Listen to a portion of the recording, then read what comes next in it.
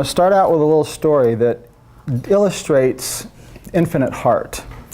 And I read it in a book called Emotional Intelligence by Daniel Goleman. And it's about a man who went in the 50s to Tokyo to study Aikido, which is a martial art.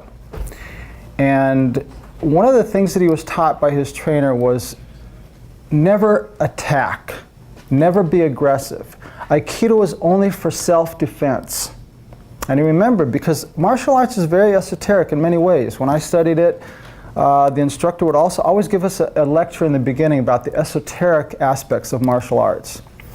So there was an event in Tokyo where this man was on a subway one day, and a smelly, big, huge Japanese man, torn clothes, came into the subway car, pushing people aside, shoving them this way and that, and very aggressive, just looking for a fight.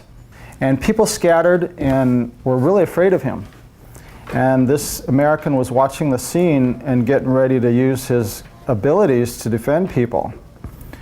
And suddenly, a small man in a kimono sitting in the side of the car said, "Hey!" And the man looks over and says, "What do you want?" He says, "What you been drinking?" In a tone like that. He says, "Not that it's any of your business, but sake." And so he says, "Ah, sake. Yes. You know, my wife and I, when I come home from work, we sit out by the gazebo and we have a glass of sake together. I bet you have a nice wife too." He said, "My wife, she died. And I lost my job." He says, come here, tell me about your wife." And the man kind of was a strange feeling of this man asking him to come over, but he went over there and he started telling him about what happened and how he lost his job and how he's depressed, and the man listened to him. And he totally forgot his aggression, and at the end of the ride, he fell asleep with his head on his lap.